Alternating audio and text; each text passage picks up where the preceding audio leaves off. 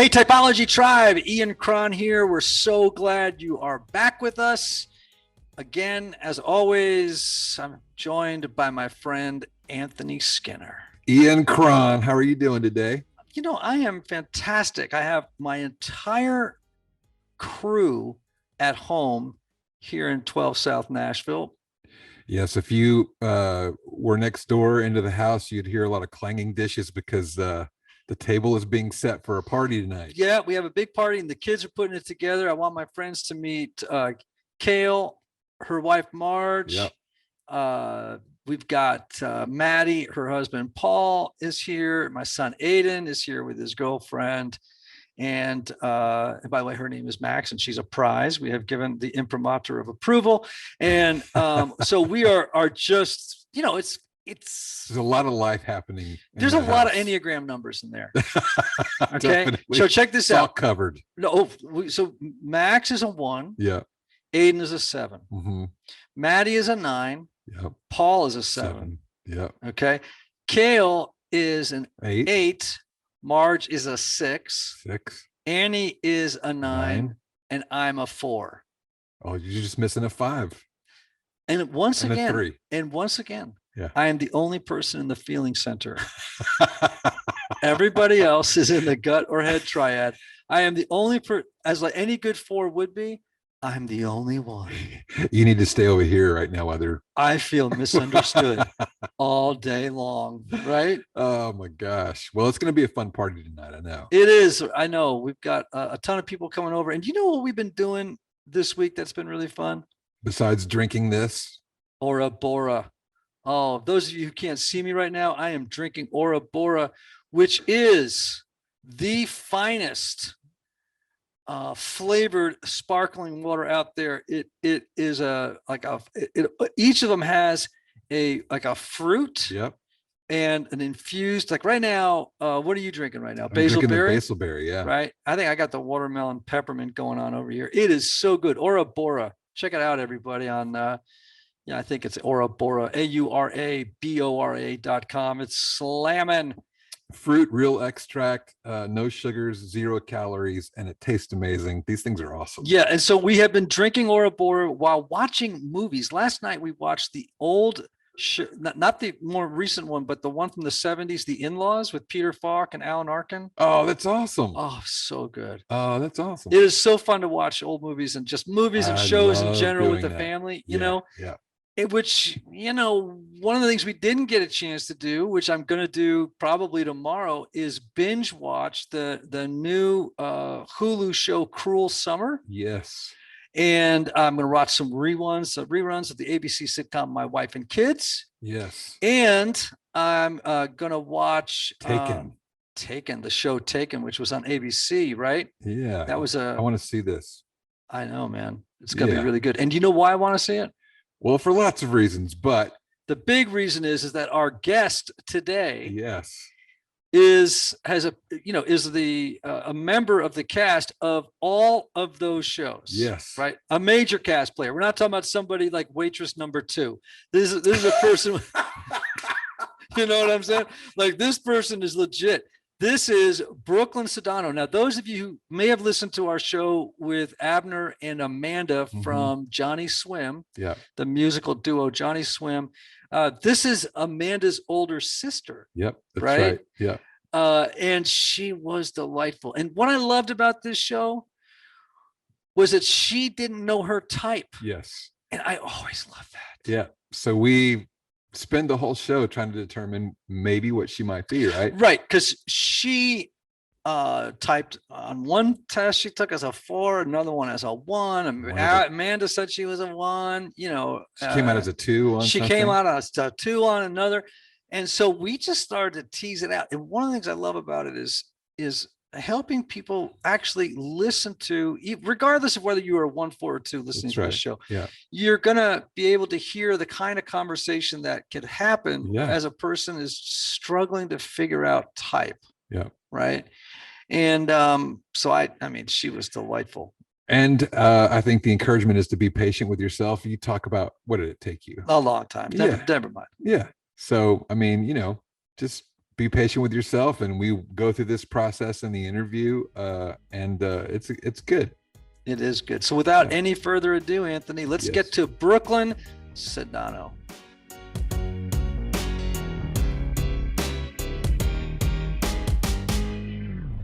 Hey, Typology Tribe, join me in welcoming Brooklyn Sudano. How you doing, Brooklyn? Hi. I'm good. I'm great. It is so good to see you. Yes. We loved having Abner and Amanda on the show, and now we get the privilege of having you. Yes. We get to pack all sorts of family dynamics and love and all of this sisterhood and all that kind of great stuff. You can tell us. I have to say I was a little jealous when they did theirs. I was like, oh, I want to do that. So I'm so happy to be here. Well, we're so glad you're here. Now, here's the interesting thing about you. Yeah. We talked earlier, and you took a test, and well, actually, Amanda, let's start here. Amanda said to you, I think you're a 1, right? Yes. The improver. And then you took a test. Yes. And once, and it came out as a 2, and you were like, nah, I don't think I'm a 2. I think that test is wrong. Right. Then you took another test, and it pegged you as a 4. Yeah. And then you were like totally confused. Like, I don't. Yeah. And, I have read a little bit of like a book and done a little research, as a lot of people have been talking about this over the last, I don't know what, year or 2. Mm-hmm. And so, and I was like, always like, yeah, I probably am a 1. I think that's where, so when Amanda said that and people were like kind of talking about it, Amanda and Abner or whatever, I was like, yeah, that's probably more of what I am, or a 3. Sometimes I thought, oh, maybe I'm a 3 because I'm kind of a driven person too, so it's like, I'm like, I don't know, I'm confused. Maybe I don't know, maybe I'm masking. I don't know. Maybe you have multiple personality disorder. Maybe that's what this is. I am an actor, so that could be the confusion. Right, that could actually be of value to a point. Yeah, exactly. To a point. All right, well, we've kind of narrowed it down to 1 or 4, right? Those are the 2, because you're like completely throwing out 2. Yeah. I don't think I'm a 2. It doesn't resonate with me. Amanda's like, oh no, you have no problem telling people no. And I was like, okay, I agree with that.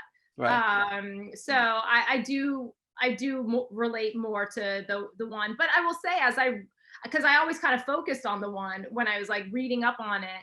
And then when I did go through the 4 and looked at it, I was like, no, that is real. That rings true too, so it didn't seem far-fetched once I really kind of dug in. All right. So let me ask a couple of questions, because this will be interesting for our audience, right? Like, because mistyping or confusion about type is something people ask us about all the time. Like, I don't know if I'm this or I'm that. And like, how do you figure it out and that stuff? So let's just model a little bit of it, have some fun, see where it goes. And let's see if we can nail down 4 to 1. Okay. It's not entirely shocking that you would get confused between 4 and 1. Okay. Because if you look at the Enneagram, they share a line.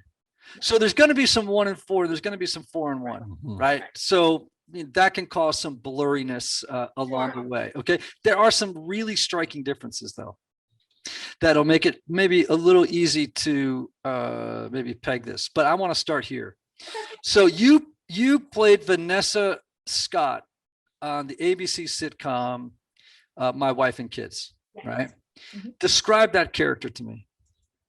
And because I'm sorry, but because it was, your role, no one is more able to describe how you experienced in preparation for the role, what her interior world was like, right? Yes. Like her inner world. So tell me about her role. It was a long time ago, but I think Vanessa Scott was a young girl who was coming into the larger Scott family, who got pregnant young, but still was a strong personality, strong person, but kind and respectful, and had her wits about her.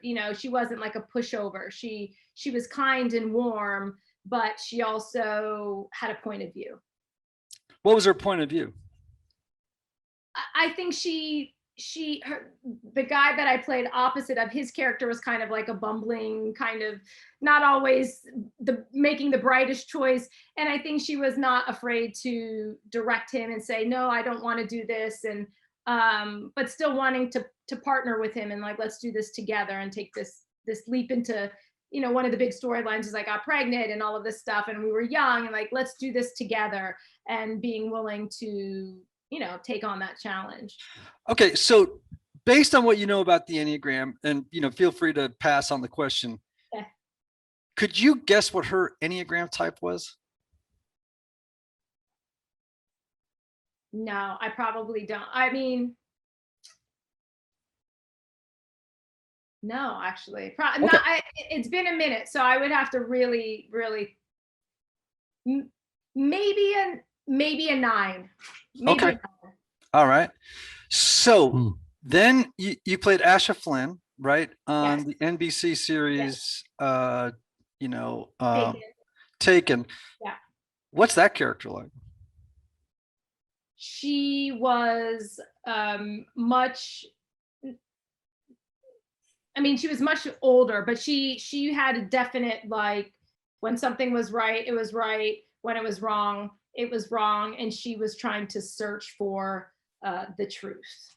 Mm-hmm. And she had, I think, discernment. She could tell something didn't smell right. Okay. So which of those two characters did you have an easier time playing? Or just felt like, okay, I got this person. Like, I got it. Well, you know what? This is the thing. Asha Flynn, I immediately it was very easy. You know, I think it was also drama versus comedy, so that's always a little bit different too. But I mean, that's the thing about an actor. It's like you pull from yourself, you pull different aspects of yourself and you highlight those things. But I definitely feel like I was able to embody that Asha Flynn character more authentically. Okay. All right. Good to know. I thought it was a fun way to get into this. Yeah. I wanted, because partly because I'm think about it. Right. And so part of the reason I'm saying it is because I was thinking, gosh, I wonder if the type that she was playing, whichever one was easiest, would tell me something about you. Mm-hmm.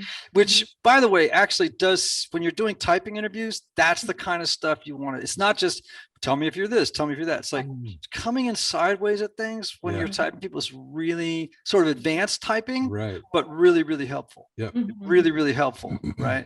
All right. Do you, when you walk into a room or a relationship or something like that, do you tend to spot things that are wrong or errors? Or do you tend to be more like focused on what's missing? See, to me, those things are so similar. They are. They're just a little nuanced difference. It is, you know. Well, can I help you with it?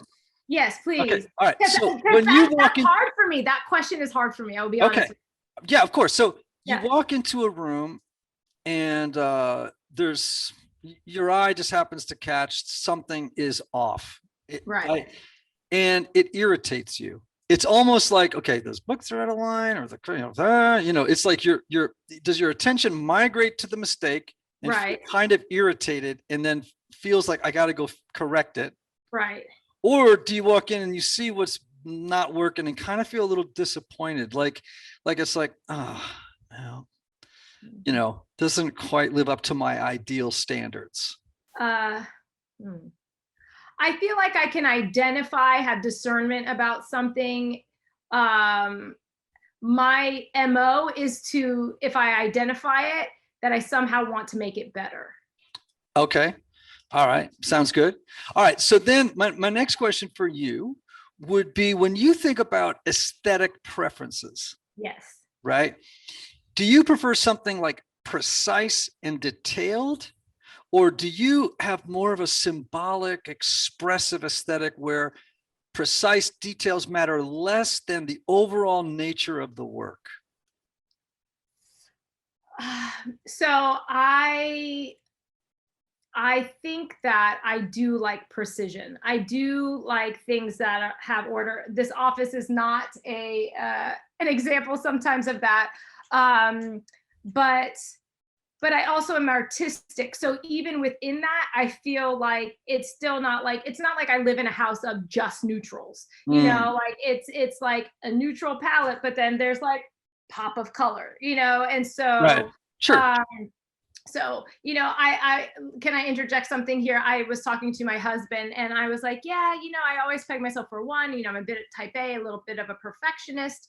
And he goes, no, you're more complex than a 1. That's how he put it. And I was like, okay. You know, I was like, all right. He's like, you know, like I'm not the type of person that, you know, I do want like an environment to speak to me. So like, I'm not immediately having to get everything in order just in the second. Like I'm not like one of those people that like moves into a place and everything is already picked out and it's all like together. Like it's a bit of a mess. And I like the process of discovering a space and figuring it out that way. More so than feeling the need to have it perfect immediately, even though it does bother me that it's not perfect. Okay, so here's what I'm asking. Ones tend to value flawlessness, whereas 4s value the expression of meaning, of originality, of something capturing a mood that, does that make sense? So that was the part that resonated with me. Like I am somebody that likes, I like things to be excellent, right? You know, like I was valedictorian of my graduating high school. I'm, you know, like I studied hard, like excellence was important to me. However, authenticity is also very important to me. Sometimes I feel like I sometimes struggle with like social media and some of those things because I feel like if it's not authentic, I just can't, it's hard for me to do that. You are speaking my language. Because I'm a 4, right? Okay. So it's like, it actually drives my manager, Jay. Yes. And John and those guys, they're like, well, you know, I think at the beginning, they're like, man, you got to get on social media. And every time people say that, my shoulders go down. And I'm like, yeah, but then I got to play this shtick. And I just, I don't even look at it because I can't take the shtick. Right. You know? Yeah. And so, yeah, it's like, and so for me, I don't post very often. And when I do, it's something that I feel like I can live with, you know what I mean? That feels like it is a representation of me or something that I'm talking about that I actually really do care about. So I hope that, so meaning is important to me. I, you know, superficial stuff, I don't gravitate to. Even in like conversation, you know, like I'm the person you want when you want to have like a deep conversation. Okay, so do you tend to make decisions from the heart, from the space of feelings, or more from the gut, and then your gut says, do this, and then your mind kicks in quickly after to kind of think about whether it's rational or not? Like which one? I think so. Like I'm not afraid to take risk. So sometimes there's things that people will be like, oh, well, that doesn't make sense or whatever. But I'm like, no, I feel like I'm supposed to do it. And then I do it. You know, I'm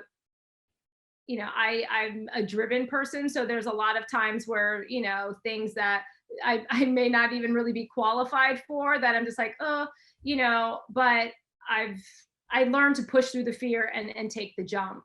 Okay.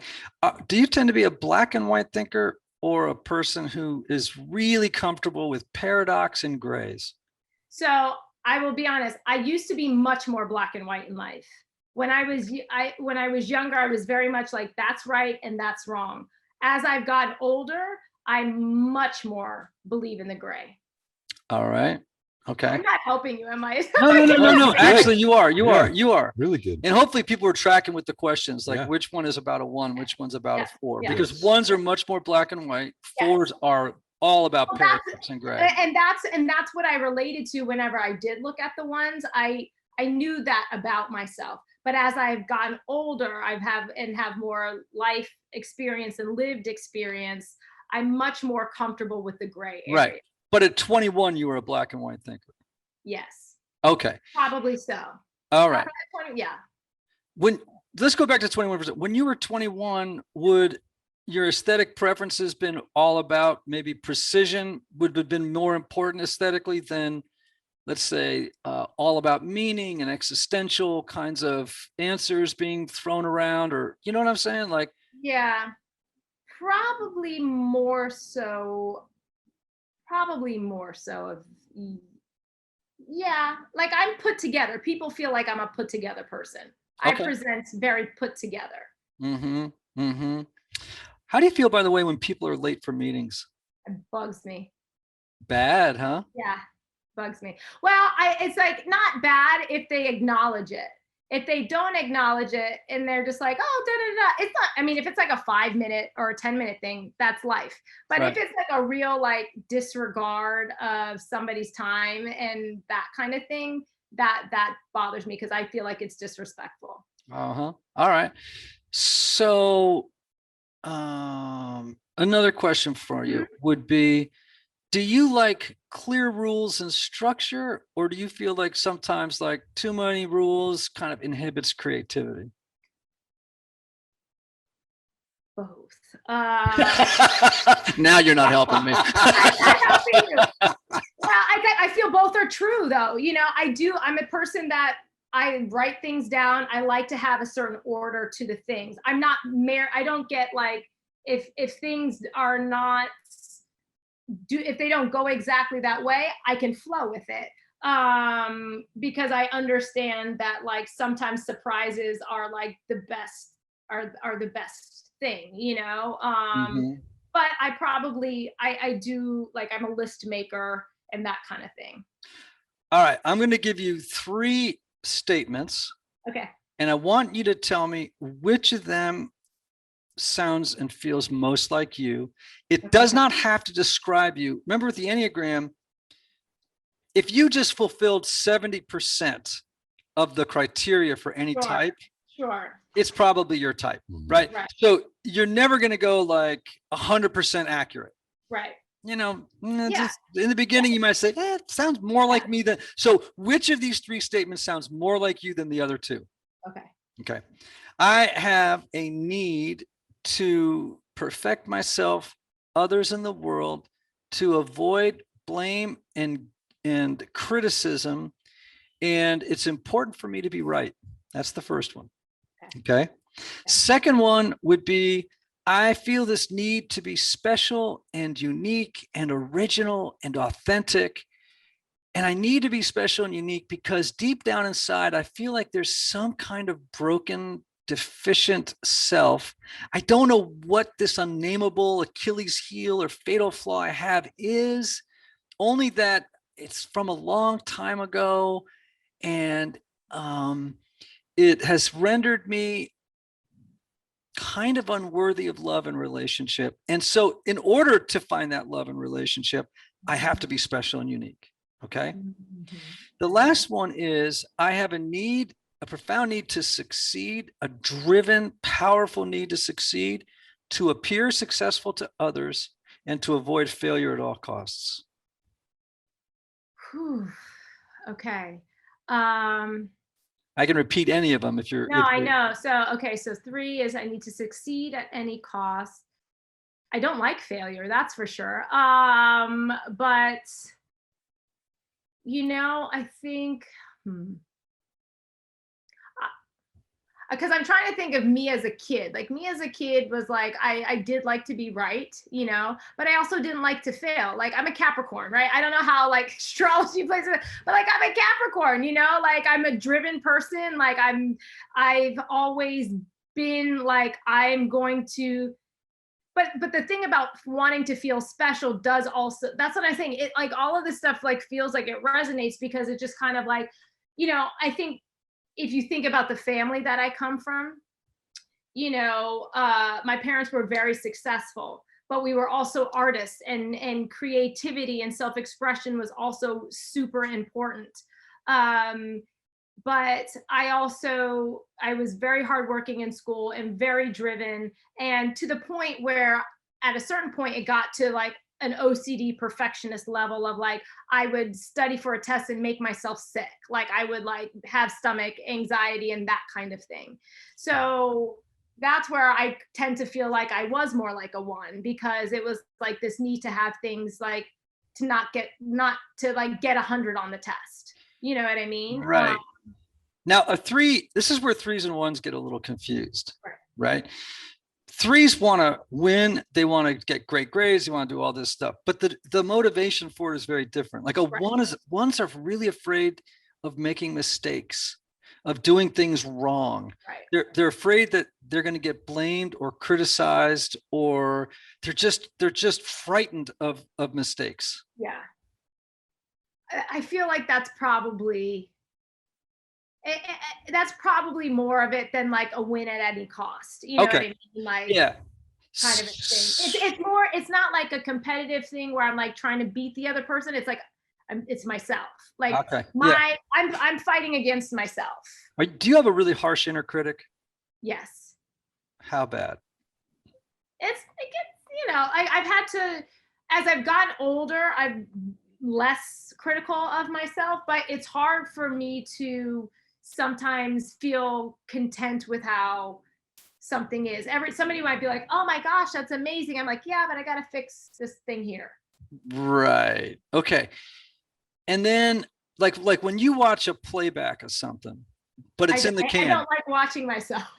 Okay. Well, let's just say, okay. I'm just saying, does your attention migrate toward, I could have done that better. I could have done this better. I should have done. I ought to have done. You know what I mean? Like lots of shoulds and oughts going on. Yeah. Probably so. Yes. Okay. And sometimes that inner critic is pretty harsh. Yeah, I would say so. Okay. I would say so. You know, I think that I felt the need to be excellent, to be special, and I felt that I felt like I had what it takes to do something special. Like I have a very deep sense, even from a young age, that I had a purpose. And so it's kind of like one of those things where like, oh, I felt God call me to do these kind of big things. I don't want to mess it up. Right. Like I don't want to make the wrong choice and make a mistake and then mess that up. Can I ask you a personal question? Sure. This is real deep. Okay. And feel free to pass on. Okay. Did you have any early in life control-based issues around control? It could have been an eating disorder. It could have been, you know what I'm saying? Like yeah. Not like a severe, like an eating disorder in the sense of an eating disorder or something like that. I definitely feel like I struggled deeply with anxiety, and I did have bouts of depression. Mm-hmm. There was probably two significant periods where I had pretty big bouts with depression, not to where I like went on medication or anything, but where like I almost left my freshman year of high school. And then I left after about 3 semesters at Vanderbilt. I left because I was having a really, really hard time. Mm-hmm. Can you tell me what the hard time was about? So now I'm going to move away from specific typing questions to life story questions. Sure. Can you tell me what was the source of the hard problem you were having? I think in the first one, there was big transitions. We moved, I started high school. I moved from, the Northeast in Connecticut to Nashville. So that was a very big kind of mentality shift and change at a critical year, which is starting high school. And I was, I went to Christ Presbyterian Academy in Nashville, which was a great school. But I felt a bit misunderstood. I think I felt very, very misunderstood and pretty judged. And judged how? Like, give me an example of that. Well, I think when you're come from a famous family, people have a lot of preconceived notions about how you might be. Mm-hmm. I was also, one of the only maybe 2 people of color in the class. Mm-hmm. So I'm in a predominantly white environment. And I came from the Northeast in California, and here I was in the South. Southerners are very Southern pride, so, and I was smart. I was the top of my class, and I was a smart A student. And so I felt that people had kind of put me in a box. Mm. When you left, did you feel relieved or kind of like, angry at yourself that you couldn't make it work? Well, in high school, I stayed. In high school, I had an amazing guidance counselor named Kathy White. And she said something to me one day, which was, Brooklyn, what makes your garden grow?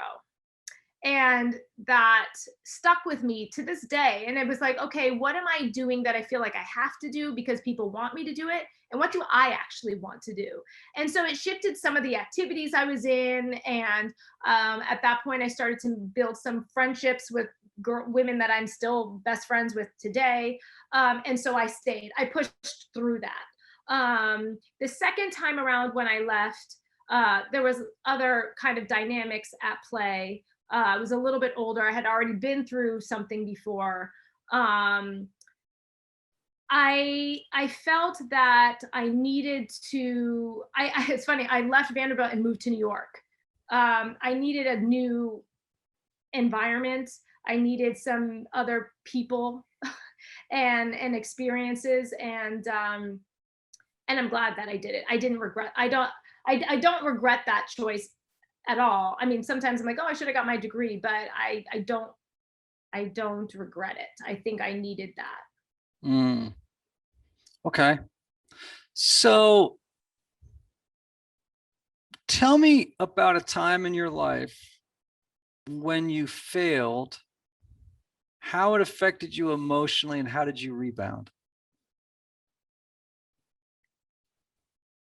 I didn't fail that much. I mean, I'll be honest, I didn't fail that much in terms of like achievement kind of thing.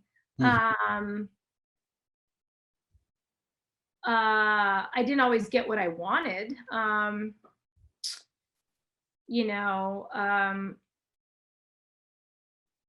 I worked really hard at not failing. Mm-hmm. I mean, did your teachers tend to really like you because in addition to being a real achiever, you were really a good kid? You know what I mean? Like you were good, responsible. Yeah. They could count on you. You always got work in on time. You were polite. You weren't a troublemaker, right? And did they also did you ever, like, were you a kind of a kid who cut corners on assignments? Like, okay, I just want to get this done really, really fast. No, And I was the opposite. I was the one when there's like a project that everybody hated me because I enjoyed doing the project to like the nth degree. And it's like, oh, let's make a board game. Everybody took a regular board game and like put construction paper over it. And I like built a volcano and I went to like Home Depot and like made a mountain. But like, that's also the artistic side of me. You know what I mean? And so like, it wasn't because I was trying to like outshine everybody. It was like, this is something that I thrive at and I want to make it the best I know that I can do. And this, so right. Yeah. So you were more likely to compete against yourself than you would compete against others. Yes. Okay. Do you have a very high moral standard? Yeah, I feel like in life I do. Yes. I think people would say that I do. Okay. Like I try, but it's not, I really don't come, maybe, I don't know. I was like at this point in my life, I'm not a very like judgy person in the sense of like judging people. What about when you were younger? Myself, I have a pretty high moral standard, I think. Would you say you judge yourself sometimes and you can be, as a young person, let's say?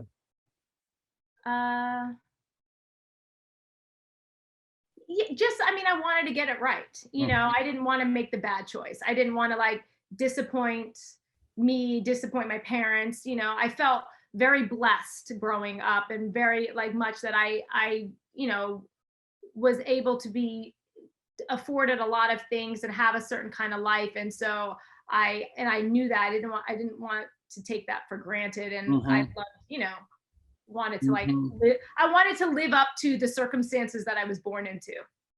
Does that make sense? Oh yeah. Oh yeah. All right. So let me just tell you my impression. Okay.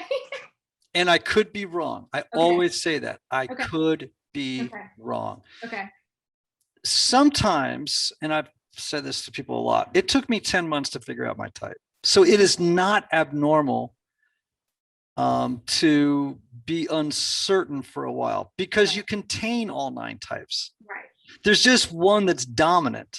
It's not like there's just one magic one. Do people change types? Do people like, it's really like, no, your essence is your essence. Yes. And you will evolve though. That's why I was asking you so many questions about, well, what about as a kid? Yeah. Because as you've gotten older, for example, if you were a black and white thinker as a kid and you become more comfortable with gray, that can just be the process of growing up. Right. And also because maybe the world, just isn't as cooperative with black and white thinkers as, now some people do get stuck in it forever. Right. Yeah. But some people evolve, right? They grow and they change to make things work, and they suffer. Suffering has a way of, changing us, but that core motivation. Yeah. And it sounded to me, even though you identify with a little bit of all of them, which is true. Yeah. Correct me if I'm wrong. Maybe my recall is bad. It sounded like you identified more with the 1 than you did with the 3 or the 4. I think so. I mean, that's when I read it, it seems like the pursuit of excellence, the need to make sure that I am living up to a certain standard, all of that kind of resonates. That's in my, it's like, I want things to be better, like. Right. So you can be a driven 4. I know plenty of them. Yeah. I'm a 4. I'm pretty ambitious. I'll tell you, I spoke to Jay quite extensively the other day about it, because I was like, Jay, like I'm trying to, and what he said to me a lot about the 4 really also resonated, because I do look for meaning in things. I do want things to feel purposeful and you know what I mean? So it's like, I was like, oh, that doesn't sound wrong either, so that's why it's so tricky. Well, I'm feeling energy, right? And that's kind of what I do. That's a big piece of it. Yeah. And you don't strike me as a person who, I don't want to say this, probably gets lost in feeling for long stretches of time, where it's like melancholy and about my suffering. Well, but I did have very long bouts of depression. So, I mean, I don't know if that's different, but that's different. Okay. Yeah. Okay. A clinical or near clinical depression is something that any type might begin to look fourish in that space. Got it. I see. They'd be a little melancholy, but like, if you had said to me, and I've used this before, but if you had said to me at 20, do you want to go to the northwest coast of Ireland and write poetry for a month? Or do you want to go to someplace fun? Or to the beach in California and, do that kind of stuff. I'd have gone to the northwest coast of Ireland in a heartbeat. Yeah. Just to wander in the mist.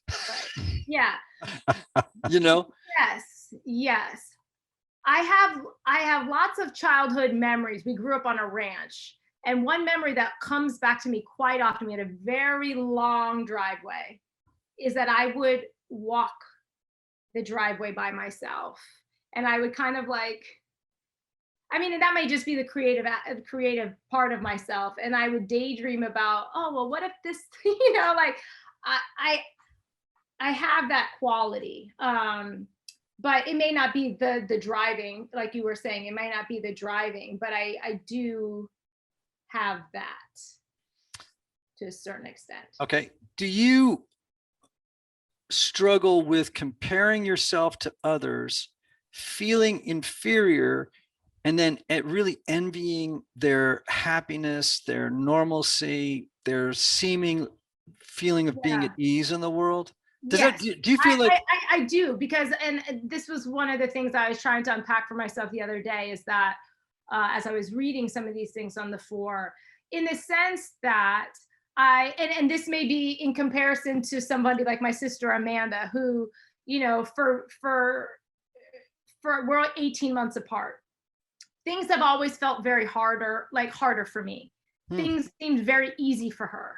And so, sometimes I feel like I've said, like, I feel like Martha and she's like Mary, I feel like that I've had, like, things don't come as like easy breezy, and that she's very much more easy breezy about things. And sometimes I wish, like, as a kid, I would say to my parents, like, why do I care? I don't want to care. It's so interesting you use that because I always think as Mary is a 9, which Amanda is, and Martha's a 2. Oh, is he? Oh, really? That's Yeah. interesting. Martha's a 2. Because when, she's doing all this work and she's meeting everybody's needs, and then she gets real pissy. Yeah. And other people don't show up to, you know what I mean? She gets resentful. And that's a 2 that's burned out, overwrought. And the 9 is on the floor, her little head's on the knee of Jesus, just chill, right? The whole thing. And so it's always to me a really interesting juxtaposition of 2 different types, who, by the way, often get mistyped one for the other. Interesting. Because they're both so kind and right, but behind in the shadow, it's not. No, there's a lot going on underneath the surface for sure. Yeah. So I think I do sometimes, and I'll be super honest. Like,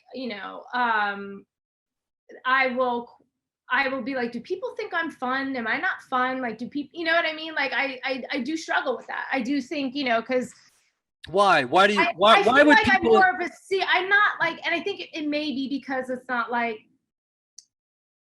superficial, you know what I mean? Like I'm more, probably people are like, oh, you're more serious, you're more deep, you want to talk, like I'm not like doing drinking games, you know what I mean? Like I'm not that person, like I'm like, I don't care, like that's not like, that kind of fun is not like what I would gravitate to,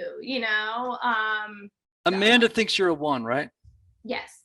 What does your husband think? I think he doesn't know like a ton about it. He's an 8, by the way. So that's always fun. But when I said, I took this last test and it said I was a 4, he goes, okay. He's like, but I can see that. He goes, I feel like you're more complex than maybe just like a type A perfectionist, because it's not like you run into a room and you're like trying, some people are super OCD and like need to have all of this kind of stuff together, Yeah. Goes, but there are 3 kinds of 1s. Okay. And so 1 would be the quintessential perfectionist. Right. And they tend to be people who, for them, anger is an inappropriate emotion when it's expressed openly and directly. It's like, no. Those kinds of feelings need to be kind of pressed down. And the other 2 is less concerned about, order, things being correct and, acting appropriately in every situation, which would be very, and being good. Being a good person is very important to 1s. Okay. As a 4, I want to be a good person, but I more want to be an original person. Do you know what I mean? Number 1, I think I feel like I've been driven more by wanting to be good. Okay. I think so. Yeah. Can I ask one question? Yes, please. Do you usually attend to your responsibilities first and feelings later? Yes, unless my feelings are deep feelings and then I put it on pause. Okay. It bothers me if I know I have something to do and I don't, and I'm like, oh, I got to do this thing. I think about it. It's not that I'm like, oh, okay, whatever. I'm careful, footloose and fancy free. I don't have to worry about like, it's there in my mind. All right. So when 1s are under a lot of stress, they kind of start to look like average or kind of unhealthy 4s. Okay. So this, I don't know that. I don't know enough about what an unhealthy 4 looks like yet. It's not good. Okay.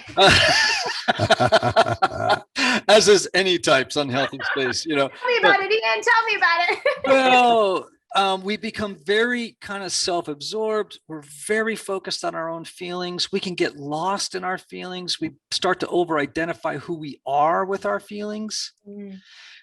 We can be what's called labile, which is the feelings go up and down, up and down. 4s can have more feelings in a minute than most people have in a week.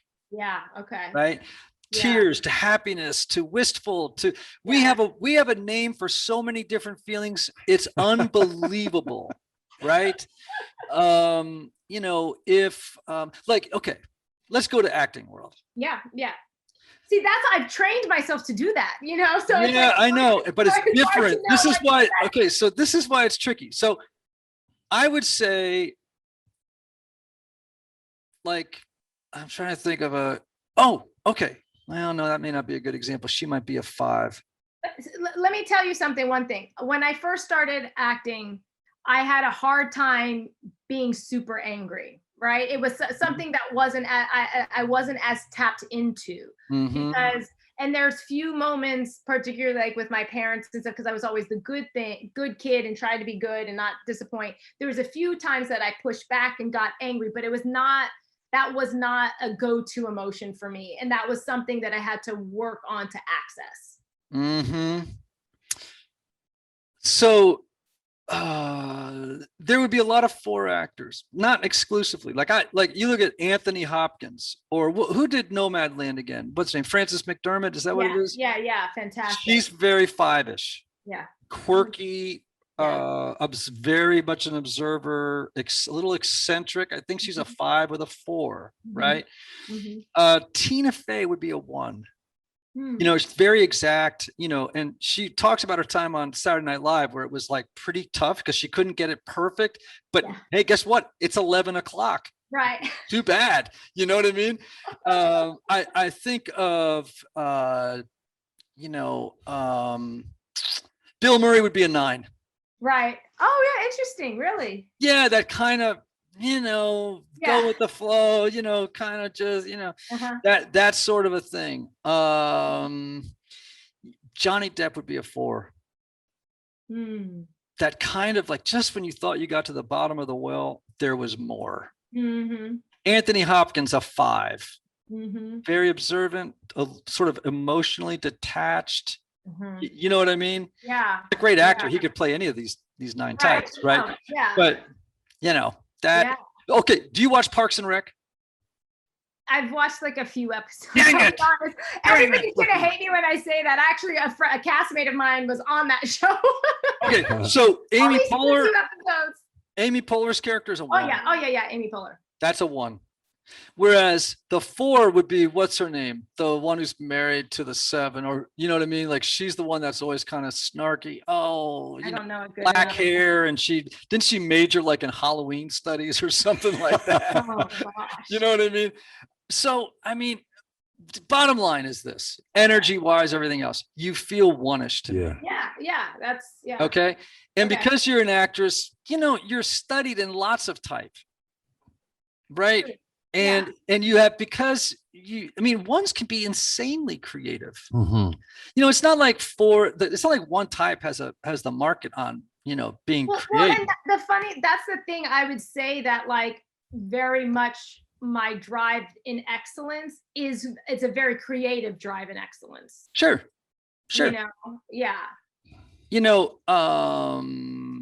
I think that you have, you're principled, you're purposeful. And by the way, ones tend to be very principled.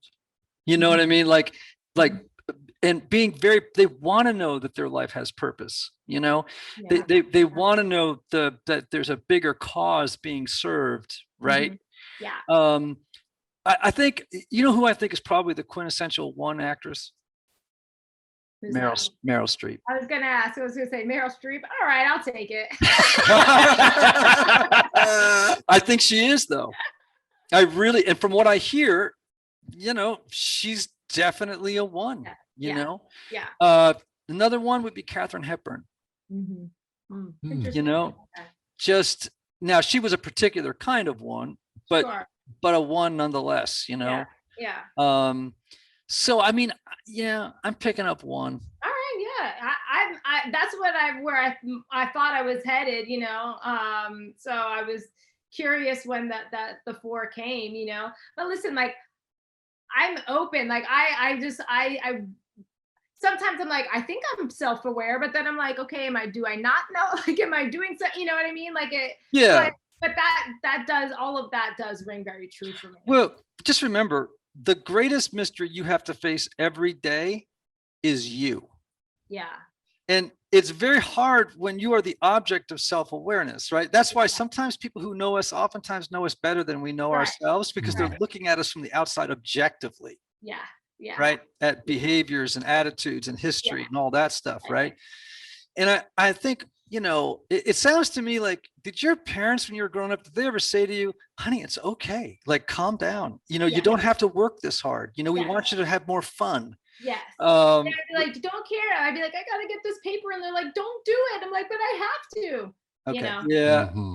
I'm feeling the one. Yeah. And when you were depressed, you probably looked like an unhealthy 4.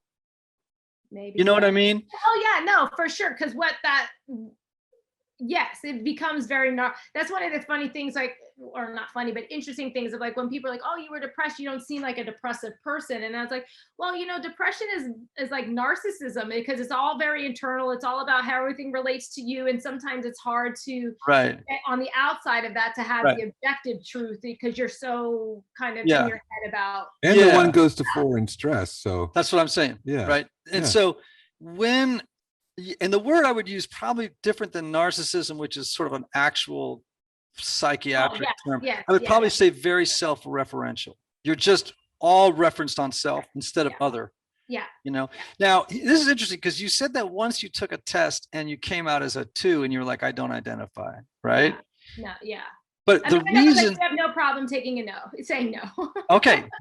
Now there is a type of 2 that wouldn't have as much trouble as another for saying no. However, what I would say is it's possible that the reason it came out is because you're a 1 with a 2 wing. Maybe so. Yeah. Right. And I definitely am like the kid and the daughter that has, especially as I've gotten older, I was pretty driven and pretty much like, this is what I want to do, and pretty like, you know, that's where I'm headed kind of a thing. But as I've gotten older, like I'm the one that like helps my dad like organize like the estate stuff, and like I'm, you know, like I'm one of those, I've become that kind of person. All right. Can I just ask you a quick question about this? Like what? Of course I can ask her a quick question. She's on my podcast. All right. What is it that drives you crazy about Amanda, and what is it about you that drives Amanda crazy? Like what has been a typical, like, oh my gosh, we having this kind of disagreement or friction again?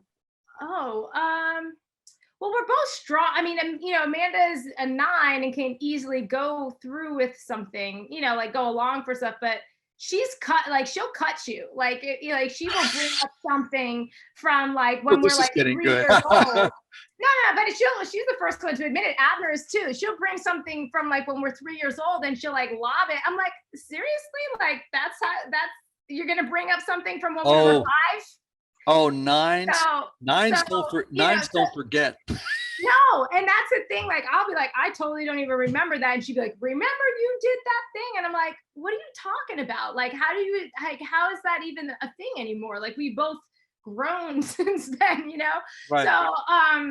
So yeah, sometimes that kind of thing, or you know, she'll be like, well, Brooklyn, like, just go do it. Like, who cares? I'm like, yeah, but I care. I don't want to do that, you know. Right. That kind of thing. We actually have, I think, as we've grown older, because we were so, you know, we have like similar friend groups, and you know, I think for the most part we have, and my older sister Mimi as well, really allowed each of us we have an understanding of who each of us are, you know what I mean? And I think we have a lot of grace for each other and that kind of stuff. So I think in a lot of sisterhoods and stuff, there's a lot of like, and for the most part, we don't operate that way. I think I'd be like, oh, you know what, Amanda's like, all right, she's off doing her thing. I'll handle it, whatever.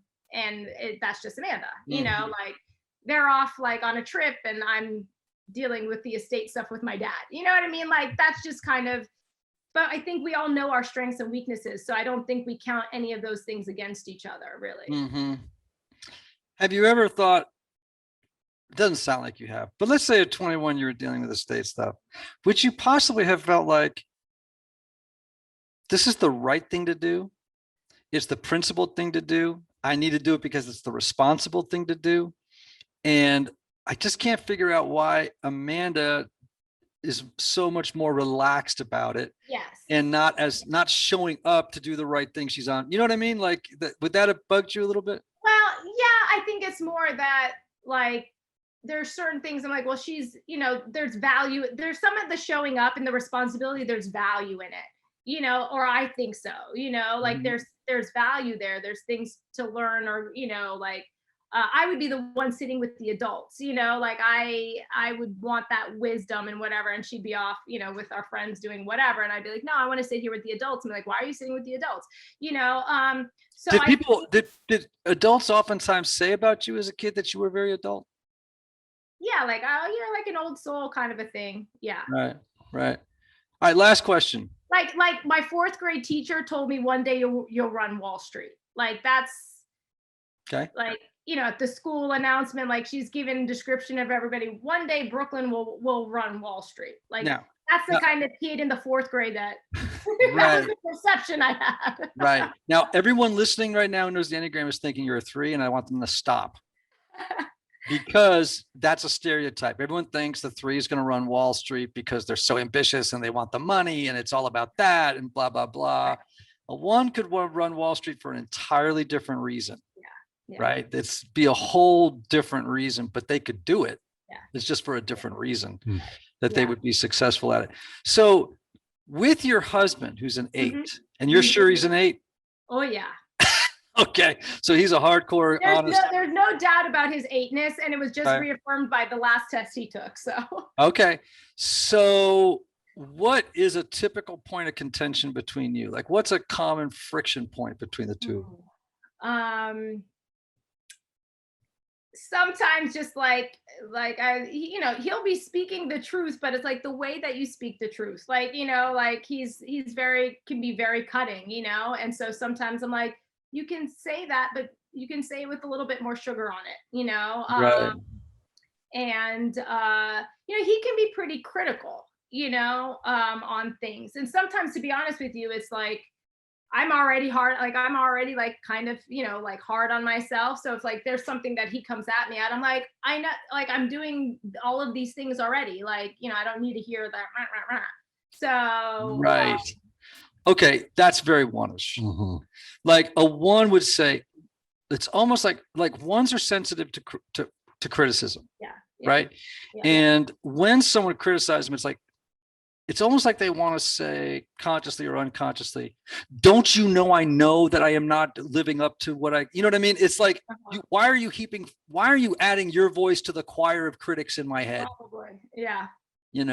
And that can really trip them over. So And how would a 4 react out of curiosity? well, 4s also have an inner critic. It's not as active as that of a 1. Yeah. And it's for a whole different set of reasons. Mhm. And a 4 can be pretty thin-skinned. Mhm. But their reaction would be very emotional, be very feeling oriented, Mhm. Like this only confirms my sense of deficiency. Mhm. Like my own, you know what I mean? Like Yeah. that wouldn't be the same as how a 1 would react, Right. It's Yeah. like this, like a 1 might say, this behavior isn't right. My reaction would be, what you're saying is probably right. And I'm not a 4 in a not good space would automatically take on guilt and Mhm. believe that the other person was probably naming some truth about, you know what I mean? Right. Got it. So, Yeah. they tend to go in on themselves. 4s can go in on themselves. And they tend to be kind of addicted to their own suffering, Hmm. and which is, I mean, like, that could be It's very okay, helpful. Ian, it's okay. I know. Well, listen, I've grown past a lot of that. Trust me. Making a joke. Well, no, I mean, I've met some people my age who haven't grown past it Yeah. and have made an industry out of it. But that's fine Yeah. too. Well, it's interesting, like back to like my career path, which is like I face criticism and rejection all the time now, like it's one of those things where you put yourself out there and people are like, how do you handle it? It's like, well, at a certain point, you got to have a certain, sense that you are, that you are what you are and that you do have something of value. And so you kind of keep pushing through Sure. all the stuff that other people say, you know? Absolutely. And that's just part of maturing. Yeah. Yeah. You know, it's like you either do it or you have to get out and do something else with your life. Right. Right. I'm stuck And with it, yeah. well, Brooklyn, this has been a fascinating conversation. Has it? Yeah. And here's the thing. I would just tell you, I'm not saying you're a one. All I'm saying is, I was looking for really, yeah, okay. All right. I think I am too. and what I would also encourage you to do is read about, there's three kinds of ones. One is called Okay. a self-preservation one. Okay. The other one is a social one. And the other is what's called a sexual or one-to-one one. Could be either way. And there are three different expressions of the one, right? And so they're just clear, maybe there's just another level of detail, right? Uh-huh. That Right. would be helpful. And Okay. see if one of those resonates more with you than the others. Okay. And I would say only you can tell you what your type is. Your husband can't, Amanda can't, no one. You are the only one who knows, Yeah. you know? You know, when you get a chance, look at the chapter on ones in my book, Okay. right? And just remember that tests have limitations, Mhm. right? Like a test cannot with 100% surety Sure. tell you And what your maybe it type got is. me on an emotional day. Could have been. Yeah. It could also have just been a bad test, Yeah.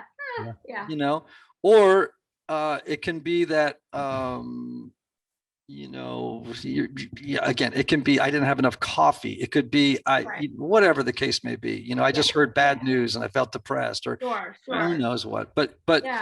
they're good data points though. Even if it gives you the score, sometimes it's like, okay, I want to put that in my hopper and just keep studying around and seeing. Right. And Right. again, 1-4, they share a line. So it's not Yeah. surprising to me that you could get stuck in that space. And in an unhealthy one moves more like They look a lot more like an unhealthy 4. unhealthy 4. Yeah, when you're under stress, Right. you could go to this space of being, you know, more self-absorbed, a little lost in feelings, depressed, a little defeated, Right. less motivated, That's all ringing very true. Yeah. you know, all that stuff, and more Yeah. emotional Yeah. than normal. You know what I mean? Yeah. And that's just a couple of the features Right. of that sort of 4-like unhealthy 4-like quality, you know. Yeah. Okay. Well, this has been fun, Anthony. Yeah, it's been good. Isn't that good? I love doing typing interviews. Typing interviews are fun. Are you afraid that you didn't do this interview right? Yeah, a bit. I'm like, okay, well, all right, okay. But she's going to get off and should, ought, and must herself. I should have done this. That's I a ought to have one-ish. said that. That's a No. one-ish. I think I'm happy to have a sense of direction. I mean, it's all about continuing to dig and to continuing to understand and Yeah. And that kind of thing, you know. So I just did a screenwriting class for a local university and in their graduate school of film. And what I did is I actually taught Parks and Rec. And I have spoken. Well, that's because all 9 types are represented in the cast. My son was in that class and he loved it. All 9 types are in the cast. And in fact, you know, I've spoken to a director and a casting agent who use the Enneagram in their work. Wow. And I have spoken to an actor in yeah. fact, right? Yeah. Was that Josh Radner? Yeah. Who was that? It was Josh. Yeah. Right. Where he spoke about, you know, I think it was Josh, spoke about using the Enneagram in preparing for roles. Mhm. No, I see immense value as like, because I say like acting is psychology, acting is understanding and motivations and why is this person the way they are and why Yes. what is motivating them to operate in the world in a certain way. So Yeah. you I mean, if know. I was a director, I would use the Enneagram and never tell the cast that's what I was doing. Mhm. Ever, because I would never want them to know about it. Right. Otherwise, they would kind of come up with a stereotype of a character. Mhm. But I might, you know, if you were playing a role of an, I don't know, an 8, and I would say to you, well, why is this person so aggressive? Mhm. And you might say, well, this is the reason. I said, well, do you think it's possible that maybe they are because they're so tender and they're afraid to move through the world without being very, very defended?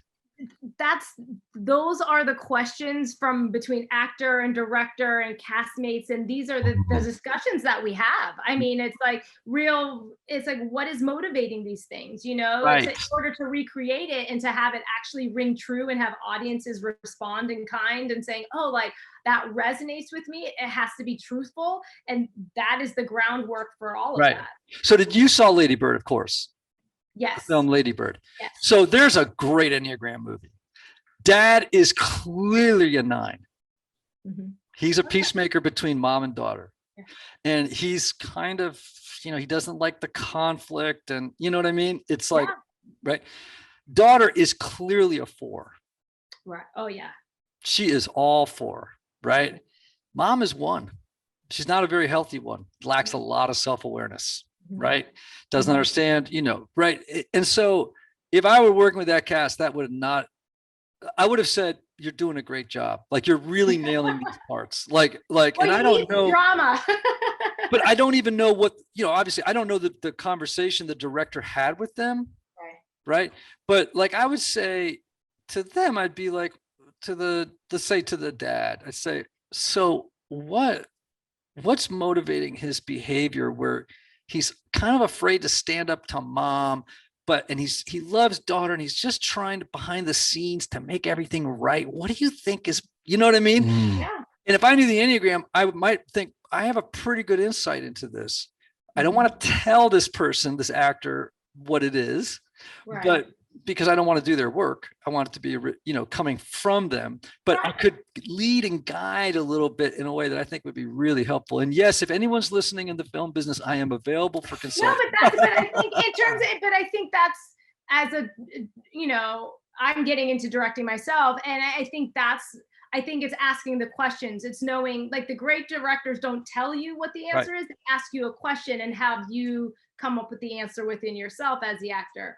And so I think, the Enneagram and understanding this allows you to know what questions to ask, maybe a little, more readily. So, all right.